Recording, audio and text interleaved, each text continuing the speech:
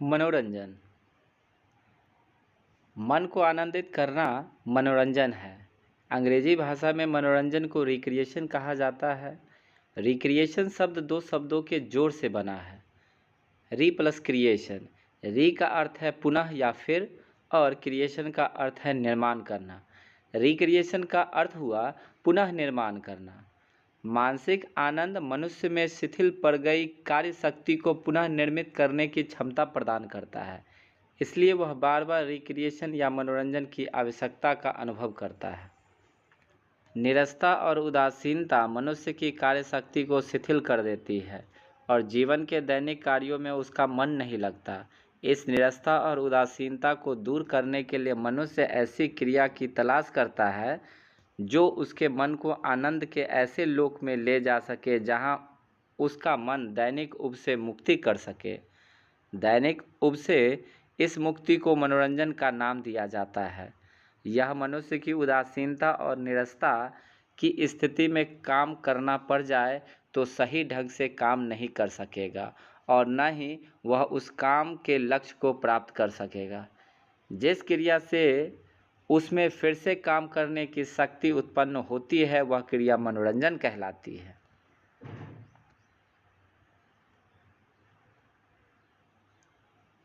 मनोरंजन शब्द की परिभाषाएं विभिन्न विद्वानों ने अपने विचारों के अनुसार निम्नलिखित रूप से देने का प्रयास किया है। बटलर के अनुसार मनोरंजन किसी भी प्रकार के अनुभव और क्रिया का ऐसा रूप है जिसके भीतर व्यक्ति निजी प्रसन्नता और संतुष्टि के लिए अपना इच्छा के अनुसार भाग लेता है और अनुभव प्राप्त करता है। बुचर के अनुसार मनोरंजन एक ऐसा मन बहलाने का अनुभव है जिससे व्यक्ति को शांति और प्रसन्नता प्राप्त होती है। शिक्षा की भांति मनोरंजन भी मनुष्य की एक मौलिक आवश्यकता है तथा उसके दैनिक जीवन का एक भाग है। स्लावसन के अनुसार मनोरंजन गति नहीं बल्कि एक संवेग है। यह एक व्यक्तिगत अनुक्रिया है, एक मनोवैज्ञानिक प्रक्रिया है। यह जीवन का मार्ग है, जीवन के प्रति एक दृष्टिकोण है। डॉक्टर एडगिन के अनुसार इनके द्वारा मनोरंजन के अंतर्गत निम्नलिखित क्रियाओं को सम्मिलित किया है: करना, बनाना, प्राप्त करना, सीखना आदि। वस्तुतः मनोरंजन क्रिया ऐसी क्रिया होती है जिसमें व्यक्ति अपनी इच्छा से भाग लेता है। उसमें किसी का दबाव नहीं होता। उसमें भाग लेने के लिए व्यक्ति किसी बाह्य पदार्थ या परितोषक से प्रेरित नहीं होता और जिसमें भाग लेने से मनुष्य को स्वाभाविक आनंद की प्राप्ति होती है। मनोरंजनात्मक क्रियाएं कई प्रकार की होती हैं। हटचिंसन के अनुसार इन्होंने मनोरंजन को परिभाषित करते हुए कहा है कि मनोरंजन अवकाश के समय की ऐसी क्रिया है जो समाज द्वारा मान्य होता है और जिसमें स्वेच्छा से भाग लेने वाले व्यक्ति को तुरंत आत्मिक संतुष्टि प्राप्त होती है। फिट्जगेराल्ड के अनुसार मनोरंजन एक प्राकृतिक प्रदर्शन जो व्यक्ति खाली समय में शौक पूरा करने के लिए करता है। उपरोक्त परिभाषाओं से यह स्पष्ट होता है कि मनोरंजन क्रिया ऐसी क्रियाएं होती हैं जिसमें व्यक्ति अपनी इच्छा अनुसार अपने खाली समय का सदुपयोग करता हुआ प्रसन्नता और संतुष्टि को प्राप्त करता है। शारीरिक शिक्षा एवं खेलों में मनोरंजन का योगदान। शारीरिक शिक्षा एवं खेलों में मनोरंजन का निम्नलिखित योगदान है। 1. वर्तमान जीवन की तनावपूर्ण स्थिति से विद्यार्थी भी अछूते नहीं रहते, बल्कि स्कूल का वातावरण भी कई बार उन्हें तनावपूर्ण प्रभाव से मुक्त नहीं कर पाता। मनोरंजनात्मक क्रियाओं का स्वच्छंद वातावरण तनावपूर्ण स्वभाव से मुक्ति प्राप्त करने में अत्यंत सहायक सिद्ध होता है। 2. स्कूल के एक रक्षात्मक जीवन के विद्यार्थी जल्दी उबने लगते हैं। शारीरिक शिक्षा में उनका मन नहीं लगता।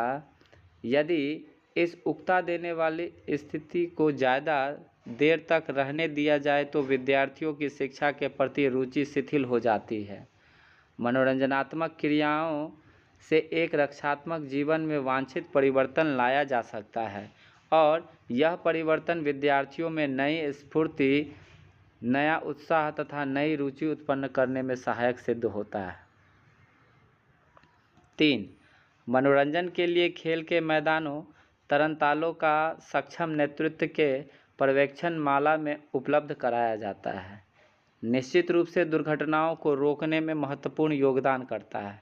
मनोरंजन के क्षेत्र जिन्हें सावधानीपूर्वक रूपांकित कर संचालित किया जाए तो उससे निश्चित ही उल्लेखनीय सुरक्षा प्राप्त होती है। 4. आदर्श शिक्षा पद्धति इस बात की मांग करती है कि विद्यार्थियों को यथासंभव नए नए अनुभव कराए जाए, क्योंकि अपने अनुभवों से व्यक्ति जितनी जल्दी सीखता है उतना जल्दी पुस्तकों के माध्यम से नहीं सीखता। स्कूल और कक्षा के वातावरण से विद्यार्थियों को विविध प्रकार के अनुभव प्राप्त नहीं होते। इस कमी को पूरा करने के लिए मनोरंजन का आयोजन अत्यंत आवश्यक है। 5. मनोरंजन के खुले वातावरण में विद्यार्थी परस्पर सहयोग, स्नेह और मैत्री की भावना को ग्रहण करते हैं, जो उनके नागरिक जीवन के विकास में सहायक सिद्ध होते हैं। 6. मनोरंजन के माध्यम से अध्यापकों को भी अपने विद्यार्थियों को समझने में सहायता मिलती है। कई विद्यार्थी स्कूल और कक्षा के वातावरण में घुटे घुटे से रहते हैं। ऐसे विद्यार्थियों की व्यवहारिक कठिनाइयों को समझना अत्यंत कठिन होता है, परंतु मनोरंजन के स्वतंत्र वातावरण में ऐसे विद्यार्थियों के अवचेतन मन को अभिव्यक्ति मिलती है। उनके व्यवहार को देखकर अध्यापकों को उनकी मानसिक कठिनाइयों को समझने का अवसर मिलता है और उनका मार्गदर्शन अच्छे प्रकार से कर सकते हैं। मनोरंजन के माध्यम से विद्यार्थियों में स्वावलंबन, आत्मविश्वास और स्वतंत्र चिंतन के गुणों को विकसित किया जा सकता है। 8. मनोरंजन क्रियाओं से विद्यार्थियों को स्वतंत्र रूप से विचारने का अवसर प्राप्त होता है। स्कूल व कॉलेजों में तो विद्यार्थियों को घंटियों के अनुशासन में रहना पड़ता है, जबकि इसमें कोई बंधन नहीं होता। उन्हें स्वतंत्रता पूर्वक व्यवहार करने व अपने आप को स्वतंत्रता पूर्वक अभिव्यक्त करने का अवसर मिलता है। 9. आधुनिक जीवन तनावपूर्ण है। विभिन्न पारिवारिक, सामाजिक एवं आर्थिक समस्याओं के कारण लोगों को कई तनावपूर्ण स्थितियों से गुजरना पड़ता है। इन स्थितियों का प्रभाव स्कूल व कॉलेजों के विद्यार्थियों पर भी पड़ता है। मनोरंजनात्मक क्रियाओं द्वारा समय समय पर विद्यार्थियों को दैनिक तनावपूर्ण स्थितियों से दूर ले जाकर उन्हें मानसिक तनाव से मुक्त किया जाता है, जिससे विद्यार्थियों के मन मस्तिष्क को आराम मिलता है और वह नई स्फूर्ति का अनुभव करने लगता है।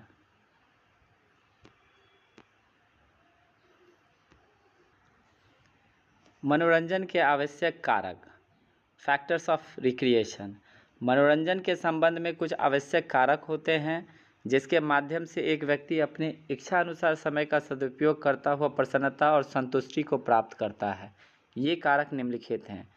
खाली समय का सही उपयोग। खाली समय का सही उपयोग करने के लिए मनुष्य पहले से ही ये तय कर लेता है कि खाली समय का सदुपयोग किस क्रिया से करना है, जिससे उसका मनोरंजन हो सके, वह संतुष्ट हो सके और वह खाली समय संबंधित क्रिया कहीं न कहीं किसी न किसी तरीके से उसके भविष्य में उसके विकास संबंधी कार्यों में लाभ पहुंचाए। 2. स्वप्रदर्शन। मनुष्य अपनी इच्छानुसार खाली समय का सदुपयोग करने के लिए विभिन्न क्रियाओं को करता है। प्रत्येक व्यक्ति में कुछ न कुछ आंतरिक भावनाएं और शक्तियां छिपी होती हैं जो उसे विभिन्न प्रकार की सकारात्मक क्रियाएं करने के लिए प्रेरित करती हैं।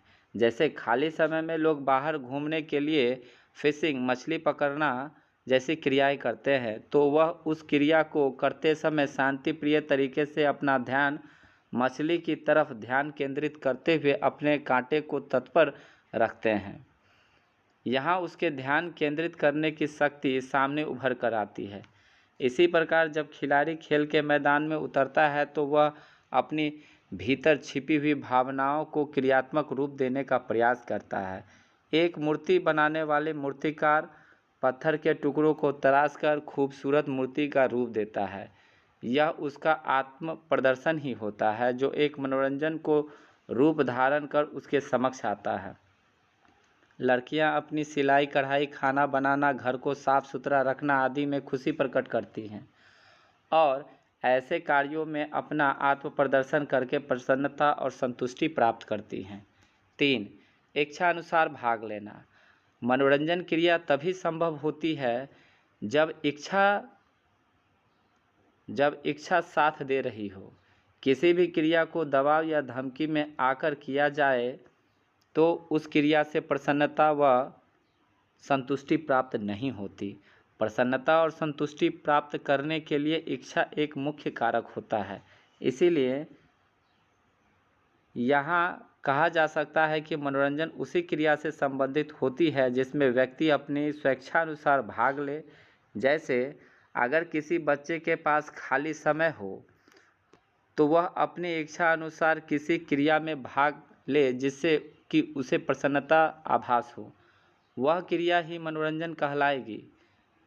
वह क्रियाएं जो आंतरिक खुशी और संतुष्टि प्रदान करते हुए व्यक्ति को स्वाभाविक व आंतरिक भावना का ध्यान रखे, जो आराम व शांति प्रदान करे, ऐसी ही क्रियाएं मनोरंजन क्रियाएं कहलाती हैं। 4. प्राकृतिक प्रवृत्तियों की संतुष्टि। ऐसी क्रियाएं ही मनोरंजन क्रियाओं के अंतर्गत आती हैं जिससे मनुष्य की प्राकृतिक प्रवृत्तियों को संतुष्टि प्राप्त हो, वह प्रसन्न हो। मनुष्य की भावनाओं और उमंगों की पूर्ति ही प्रसन्नता का कारण बनती हैं। 5. सामाजिक मान्यता।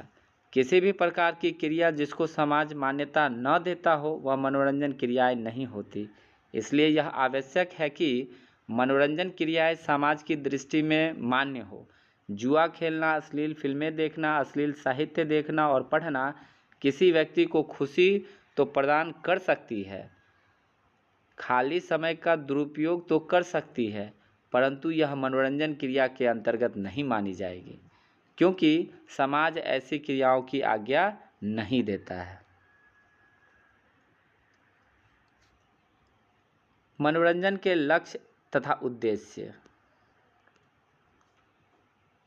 उपरोक्त में समझाया जा चुका है कि मनोरंजन खाली समय का सदुपयोग करने की एक क्रिया होती है जिससे मनुष्य अपने खाली समय में अपनी इच्छा अनुसार अपने प्रसन्नता व संतुष्टि के लिए ऐसी क्रिया को करता है जिससे समाज भी मान्यता देता है। अब प्रश्न यह उठता है कि मनोरंजन के लक्ष्य तथा उद्देश्य क्या है, क्यों इस क्रिया को समाज मान्यता देता है। इसका निम्नानुसार समझाया गया है कि आखिर क्यों समाज इसको मान्यता देता है। 1. मनोरंजन के लक्ष्य। किसी भी क्रिया जिसे समाज मान्यता देता हो उसका लक्ष्य व्यक्ति के सर्वांगीण विकास से होता है, जिससे कि उस क्रिया से व्यक्ति की शिक्षा, ज्ञान आदि के साथ उसका शारीरिक, मानसिक, सामाजिक व आध्यात्मिक विकास संभव हो सके। इसी प्रकार मनोरंजन का मुख्य लक्ष्य व्यक्ति का सर्वांगीण विकास करते हुए उसकी उन्नति के साथ भरपूर मनोरंजन प्रदान करता है, जिसके फलस्वरूप उसमें सामाजिकता, सहयोग, मित्रता आदि की भावना उत्पन्न हो। यहाँ कहा जा सकता है कि मनोरंजन के मुख्य लक्ष्य व्यक्ति के सर्वांगीण विकास से है।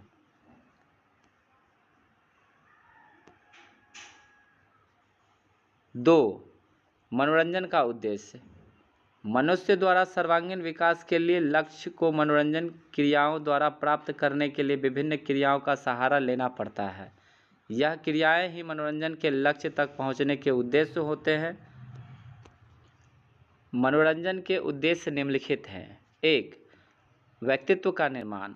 मनोरंजन क्रियाएं मनुष्य के व्यक्तित्व में निखार लाती हैं, क्योंकि मनोरंजन क्रियाओं व्यक्ति अपनी इच्छा अनुसार पूरे विवेक से भाग लेता है और जो गुण उसमें छिपे हुए होते हैं उन्हें वह इन क्रियाओं में प्रयोग करता है, जैसे परस्पर तालमेल, मित्रता, प्रेम, सहयोग, देशभक्ति, सामाजिकता, अच्छा व्यवहार, ईमानदारी, खेल भावना, बुद्धिमत्ता, तुरंत निर्णय लेना, मुश्किल भरे कार्यों को भी बुद्धिमानी से बिना घबराए सही अंजाम देना आदि।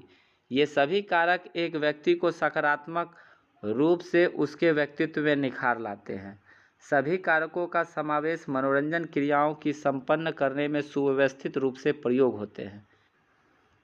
यहाँ पर कहा जा सकता है कि मनोरंजन का उद्देश्य व्यक्ति का निर्माण करना है। 2. खाली समय का सदुपयोग। जब मनुष्य के पास खाली समय हो, कहने का तात्पर्य रोज़मर्रा की जीवन शैली से हटकर उसके पास कुछ खाली समय हो, तो वह उस खाली समय का सदुपयोग मनोरंजन की क्रियाओं के माध्यम से करता है। वह इस खाली समय में ऐसी क्रियाओं में अपने को सम्मिलित करता है जिससे कि उसे प्रसन्नता व संतुष्टि प्राप्त हो, पिछले किए गए कार्यों से थकान दूर हो, उसे दिमागी शांति मिलती हो आदि। आज के युग में कंप्यूटर, विद्युतीय मशीन व अन्य वैज्ञानिकता से जुड़ी हुई उपकरणों का प्रयोग बढ़ता जा रहा है, जिससे मनुष्य के पास पूर्व की भांति खाली समय अधिक बच रहा है, जिसका सदुपयोग मनोरंजक क्रियाओं के माध्यम से करता है और अपनी इच्छानुसार अपनी प्रसन्नता व संतुष्टि को प्राप्त करता है। 3. संतुष्टि की प्राप्ति। मनुष्य की हमेशा इच्छा रही है कि वह प्रसन्न व संतुष्ट रहे। मनोरंजन क्रियाएं इस हेतु एक जरिया होती हैं जिसमें मनुष्य अपने को सम्मिलित कर प्रसन्नता व संतुष्टि को प्राप्त करता है। मनोरंजन क्रियाओं द्वारा मनुष्य में नई शक्ति, अच्छा स्वास्थ्य, सकारात्मक जोश का विकास होता है। कई ऐसी मनोरंजन क्रियाएं होती हैं जो व्यक्ति को शांति, प्रसन्नता, खुशी व संतुष्टि प्रदान करती है, जैसे खेल, तमाशे, जादुई खेल व अन्य संबंधित क्रियाएं इसके अंतर्गत आती हैं। 4. मानसिक विकास। मनोरंजन क्रियाएं मनुष्य के मानसिक विकास में विशेष रूप से सहयोग प्रदान करती हैं, क्योंकि जब मनुष्य के पास खाली समय होता है तो उसके सदुपयोग के लिए वह अपने इच्छानुसार काफ़ी विचार के उपरांत निर्णय लेता है कि उसे इस समय के सदुपयोग के लिए कौन सी क्रियाएं करनी चाहिए, जिससे कि उसका तनाव दूर हो सके, शांति मिले, रोज़मर्रा की कार्य के थकान के पश्चात आराम मिले आदि। और इन क्रियाओं को अपने को शामिल करते समय उसके सामने काफ़ी निर्णय लेने पड़ते हैं कि संबंधित मनोरंजन क्रिया को कैसे आयोजित किया जाए, उसका प्रबंधन कैसे किया जाए और उसके आयोजन के दौरान अगर कोई परेशानी आती है तो निवारण कैसे किया जाए आदि। इस प्रकार की क्रियाओं के लिए उसे अपने विवेक और बुद्धि का प्रयोग करना पड़ता है, जो सीधे सीधे उसके मानसिक विकास से संबंधित है। 5. शारीरिक विकास। मनोरंजन क्रियाओं के अंतर्गत मनुष्य अपने खाली समय का सदुपयोग करने के लिए विभिन्न प्रकार की क्रियाओं में संलिप्त होता है। इन क्रियाओं में शारीरिक क्रियाओं व खेलों का एक अहम स्थान है। शारीरिक क्रियाओं और खेलों में भाग लेने के कारण मनुष्य के शरीर के विभिन्न तंत्र विकसित होते हैं और सुचारू रूप से कार्य करते हैं, जिससे शरीर बलवान व फुर्तीला होता है। 6. सामाजिक विकास।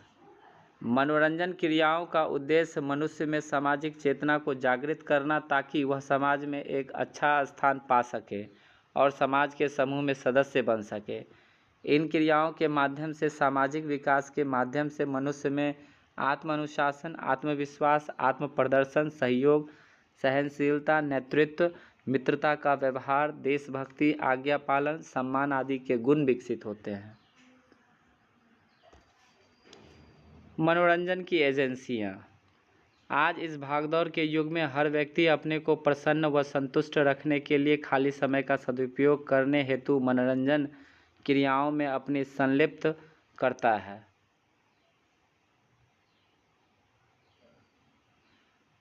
मनोरंजन की एजेंसियां।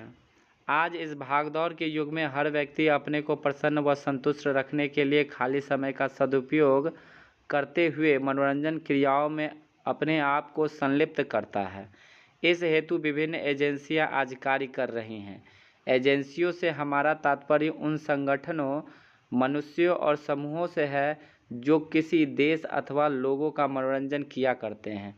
प्रगतिशील और विकसित देशों में ऐसे संगठन बहुत सुचारू ढंग से संगठित होते हैं, जैसे कि हमारे भारत देश में एजेंसियां अपनी सुविधा और इच्छा अनुसार कार्य करती हैं। प्रत्येक देश में ऐसे कुछ न कुछ संगठनों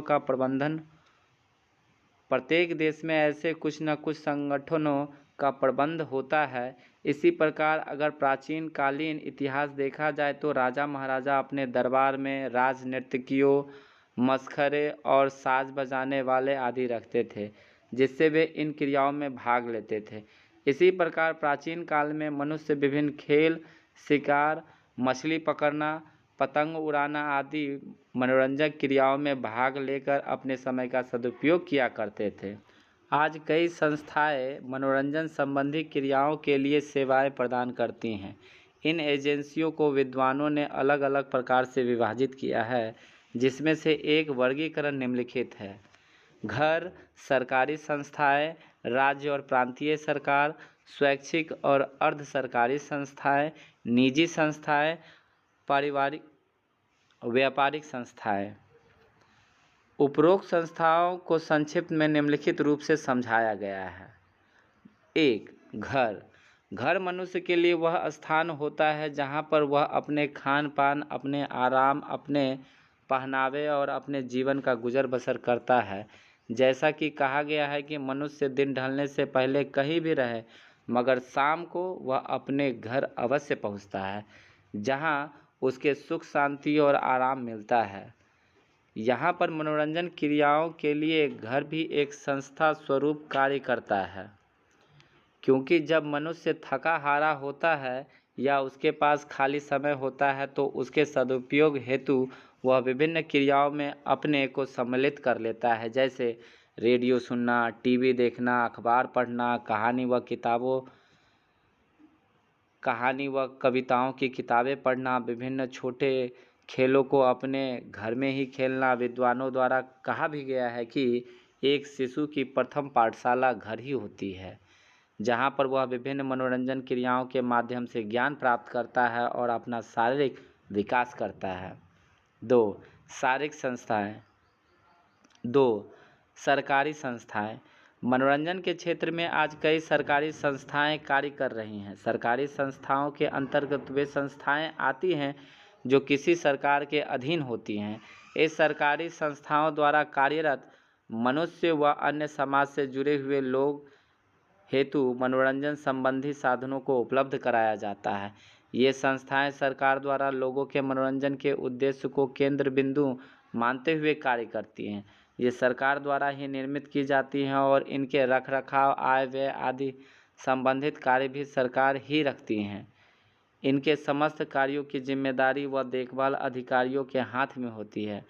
सरकारी संस्थाएं मनोरंजन के स्तर और रुचि को केंद्रित करते हुए सुझाव देती हैं तथा सकारात्मक रूप से अपना योगदान करती हैं। मनोरंजन के बारे में साहित्य प्रकाशित करने की जिम्मेदारी भी इन्हीं एजेंसियों की होती है और समाज के लोगों को इन साहित्यों से अवगत भी कराती है। कुछ सरकारी संस्थाओं के नाम निम्नलिखित हैं। 1.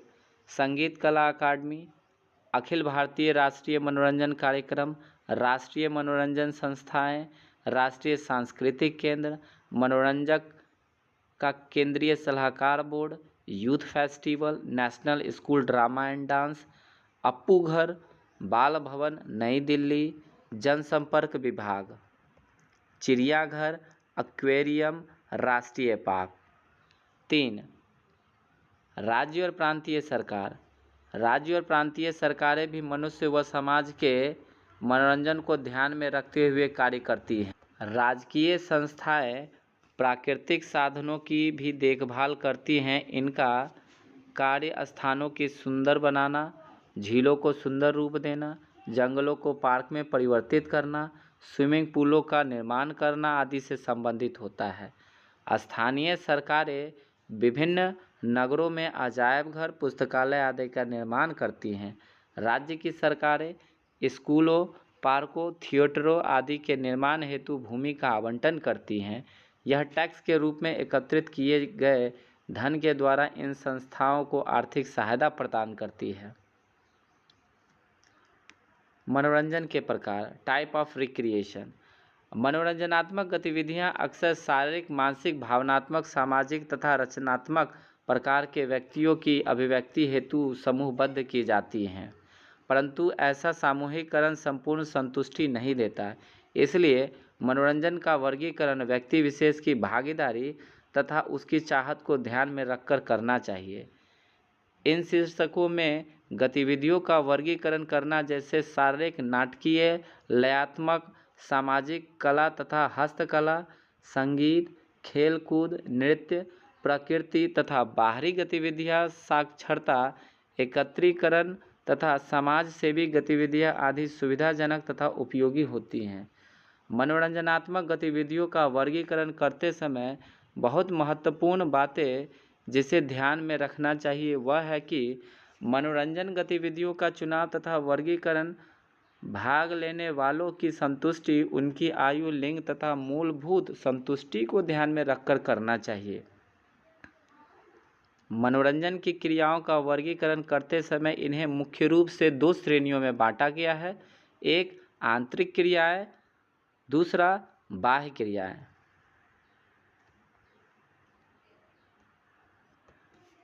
आंतरिक क्रियाएं मनोरंजन के अंतर्गत आने वाले क्रियाएं आंतरिक रूप से भी आयोजित की जाती हैं, जिससे कि खाली समय का सदुपयोग होकर व्यक्ति को प्रसन्नता व संतुष्टि प्राप्त हो सके। इन आंतरिक क्रियाओं में कई क्रियाएं आती हैं जो निम्नलिखित हैं। एक, खेलों के अलावा आयोजित होने वाले मनोरंजन क्रियाएं। इसके अंतर्गत वे समस्त क्रियाएं आती हैं जिन्हें एक छत के नीचे आयोजित किया जा सकता है और वे खेलों से संबंधित न हो, जिनका अधिकांश संबंध लोक नृत्य, टीवी, रेडियो, फिल्मों, धार्मिक सम्मेलनों आदि से होता है। गिद्दा, भांगड़ा, पिपरी, लेजियम, गरबा, मणिपुरी डांस, कथक, भरतनाट्यम, रामलीला, सामाजिक ड्रामे आदि को इनके अंतर्गत शामिल किया गया है। दूसरे शब्दों में कहा जा सकता है कि इसके अंतर्गत वे सभी मनोरंजन क्रियाएं आती हैं जो एक छत के नीचे आयोजित की जाती हैं। 2, बड़ी व शक्तिवर्धक मनोरंजन क्रियाएं। इसके अंतर्गत वे सभी क्रियाएं आती हैं जिनमें अत्यधिक शक्ति की आवश्यकता पड़ती है, जिसके अंतर्गत सभी बड़े खेल आते हैं जैसे हॉकी, फुटबॉल, कुश्ती आदि। इसके अतिरिक्त पर्वतारोहण, विश्व भ्रमण, स्टंट तथा अन्य साहसिक खेल इसके अंतर्गत शामिल किए जाते हैं। खेलकूद, सामाजिक गतिविधियां, संगीत गतिविधियां, कला व हस्तकला की गतिविधियां, नाटक गतिविधियां, नृत्य गतिविधियां, प्रकृति व घर के बाहर की गतिविधियां, साक्षरता और भाषाई गतिविधियां, संग्रहित गतिविधियां, समाजसेवी गतिविधियां। आइए सबसे पहले खेल कूद के बारे में पढ़ते हैं। इसमें छोटे प्रकार के खेल जैसे बैल और घोड़ा, चूहा बिल्ली, लुका छिपी, बर्फ का खेल, रस्सा खींच आदि। एकल और युगल खेल गतिविधियां, badminton, athletic events, hopscotch, golf, ring tennis आदि। जिम्नास्टिक तथा स्टंट, उपकरणीय कार्य, कैलिस्थेनिक, जिम्नास्टिक, पथ संचालन, पिरामिड बनाना, रस्सी कूदना, लुढ़कना आदि। समूह अथवा दलीय खेल, बास्केटबॉल, वॉलीबॉल, एज बॉल, किक बॉल, रस्सा खींच, netball, touch football, water polo. खेल, तीरंदाजी, नौकायान, तलवारबाजी, गोताखोरी, कूदना, पतंग उड़ाना, मोटरसाइकिल दौड़ाना, पिस्टल तथा राइफल शूटिंग, तैराकी या ट्रैक इवेंट आदि। 2, सामाजिक गतिविधियां, सोशल एक्टिविटीज़, कार्डों के खेल, dating, club meeting, Amod Pramod, जन्मदिन की पार्टियां, क्रिसमस मनाना, नववर्ष मनाना, वैलेंटाइन दिवस का आयोजन, पेंसिल तथा कागज के खेल, टेबल टेनिस, कैरम, शतरंज, खजाना लूटना आदि। 3, संगीत गतिविधियां, गायन तथा संगीत वाद्य यंत्रों के कार्यक्रम। इसमें संगीत मेला, टेलीविज़न, संगीत सभा, संगीत प्रतियोगिता, केंद्र संगीत सभा, संगीत संयोजक, समूह गान का सुनना आदि।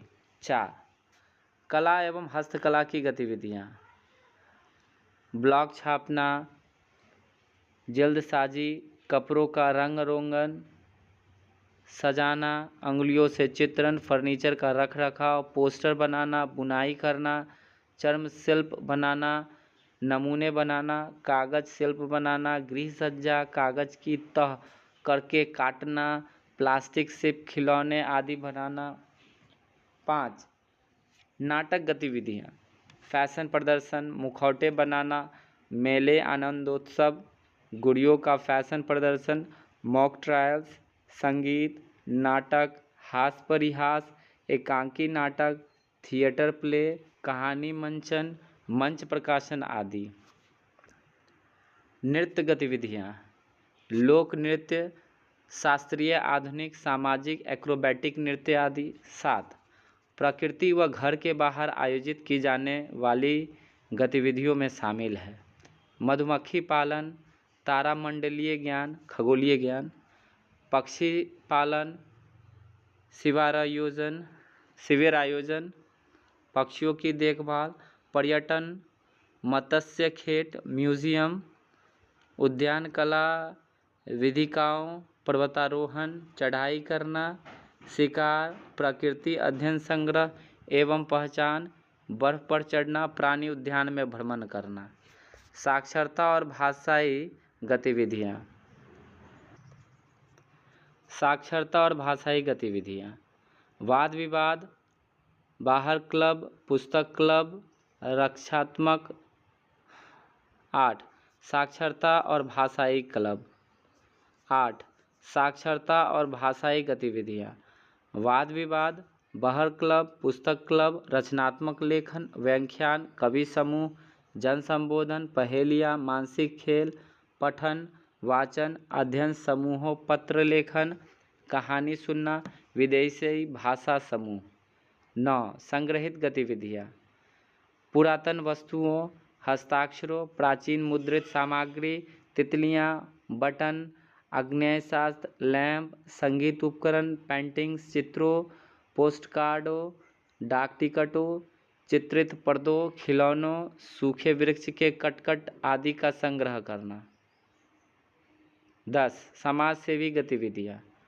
हॉबीज के प्रशिक्षण का संचालन, शिल्प तथा प्राकृतिक परियोजनाओं, छात्रों को निःशुल्क पढ़ाना, मनोरंजन के केंद्रों पर अपंगों तथा वृद्धजनों को परिवहन प्रदान कर वहां ले जाना, चिकित्सालय के मनोरंजन कार्यक्रमों में सहयोग देना तथा वृद्धाश्रम में सहयोग करना, अनाथालयों में सेवा करना। यद्यपि उपरोक्त गतिविधियों की कोई सीमा नहीं है और संपूर्णता काफ़ी दूर है, फिर भी बहुत प्रचुर मात्रा में ऐसी गतिविधियां हैं जो उनमें भाग लेने वालों की सीधे ही संतुष्टि प्रदान कर उनकी आधारभूत चाहत को परिपूर्ण करती है।